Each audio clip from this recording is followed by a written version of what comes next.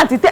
ìwọ ìyá sórí ibú ìmọ̀ àdá gbogbo ẹbí èrú o kò sí ń tẹ̀sẹ̀ tó yẹ kàn sọ̀rọ̀ bíi bla bla blues ẹ wo tẹ bá kúrú màá bá yín kúrú tẹ bá ga màá bá yín ga kò sí ń tẹ̀sẹ̀ mo sọ fún yín yẹn ẹ fún mi balance mi kẹ́ mọ́ lọ ṣé ìfẹ́ rọrùn.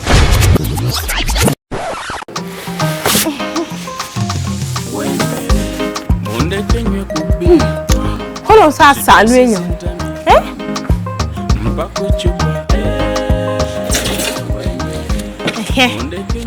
wọ́n sá wà báyìí wá. àǹtí Tailor ìmọ̀ kálẹ̀ ìmọ̀ ní rọ̀rùn o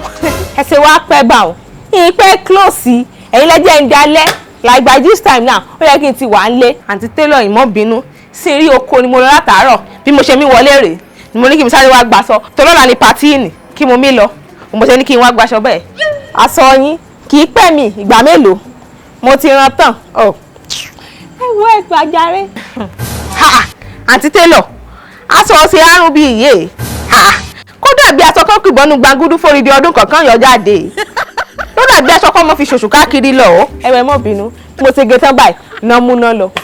èédú wa sì rèé kò tàn òjò ti pa aṣọ ọrùn orí kan ju aṣọ tuntun rárá ṣùgbọ́n ẹ̀yin jẹ́ mọ́ bínú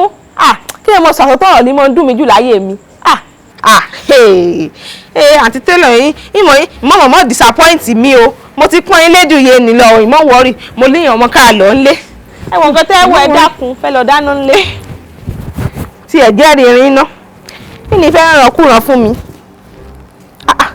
sásán wà á fẹ́ jù bẹ́ẹ̀ ṣòkòtò rẹ̀ dà ẹ máa gbọ́ bàbá ẹ lágbádá ẹ̀ tún béèrè ṣòkòtò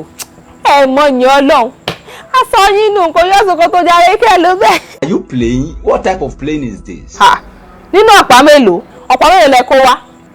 ọ̀pá mẹ́wàá ni mo gbé débè ọ̀pá mẹ́wàá la pín fún oníkálùkù ní mọ̀lẹ́bí mẹ́wàá ni mo gbé fún yín àǹtí Tailor èwo rèé. ó náà ní nínú ọ̀pá mẹ́wàá ni mo ti bá yín yọ agbádá mo sì gbìyànjú o kẹ́ mo wo sí ọlọ́run ìgbà tí mo gbé aṣọ ohun tí mo gbé sórí tébù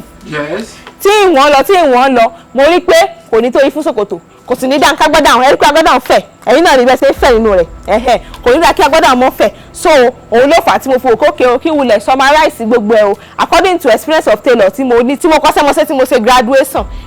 mo wá rò pé kí n bá yín fi rán agbádá lásán at least wọ́n ní half bread is better than none tẹ́ bá dà yín bolẹ̀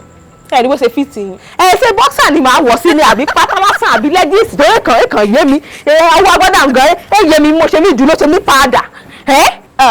ẹ lè rérò yàrá mọ́ sí kò sí nǹkan tá ẹ lò mọ́ tí ò lọ ẹ lè rérò sí ẹ lè rórí èsì sí ẹ ṣàrò ẹni sì sábẹ́ rẹ̀ kìíní nǹkan mọ́ bàmá ṣe báyìí ṣé ìfẹ́ rọrùn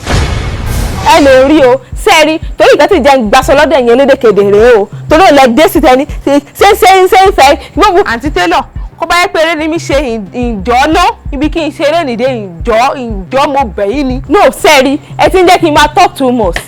ṣé in my company mi ì sọ̀rọ̀ lọ títí ìyẹn ṣe àfi ọ̀pá mẹ́wàá rán agbádá lásán sẹ́ndì balance mi ni kẹ́ bá mú kẹ́jẹ́ close wọlé and close for the day. sọ́ra yín yá àǹtí ìwọ ìyá sórí ibú ìmọ̀ àdá gbogbo ẹbí èrú o kò sí ń tẹ̀sẹ̀ tó yẹ kàn sọ̀rọ̀ bíi bla bla blues ẹ wo tẹ́ bá kúrú màá bá yín kúrú tẹ́ bá ga màá bá yín ga kò sí ń tẹ̀sẹ̀ mo sọ fún yín yẹn ẹ fún mi balance mi kẹ́ mọ́ lọ. ṣé ìfẹ́ sí balance béèrè no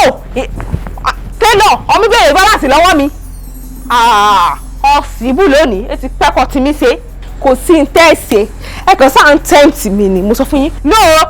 ṣerú mi ló yẹ kó o ṣe sọ̀dọ̀ rẹ̀ sáà yín yá ṣe gbádùn torí bẹ́ẹ̀ ṣe wà yìí you are entering my territory mo kò rẹ̀ tí nǹkan tí ì lè fi yín ṣe bẹ́ẹ̀ ṣe wá torí èmi gan mo wà yìí mẹ́tẹ̀ẹ̀kì nonsense ọlọ́ọ̀bá ń gbọ́ Angela kò sí ń tán ṣe èsì kí màá ṣe kí ni màá ṣe tẹ́lẹ̀tẹ́lẹ̀ èmi àgbẹ̀ lásán lásán bí ìgbà wà lè Tailor kí ni màá ṣe èsì kí màá ṣe kò sí ń tán ṣe ni.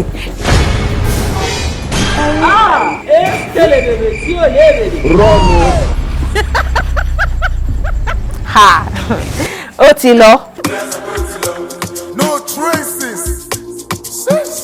Ó ṣì aṣọ rán láyé rẹ̀, ó fi aṣọ ọ̀pá mẹ́wàá, ó fi rán agbádá lásán, láì ní ṣòkòtò. Wò ó, kó jogún ọdún ló tó jí, ibẹ̀ ni wàá bá mi. Ó ṣì aṣọ rán láyé rẹ̀ rẹ̀ ni. We must learn a lesson.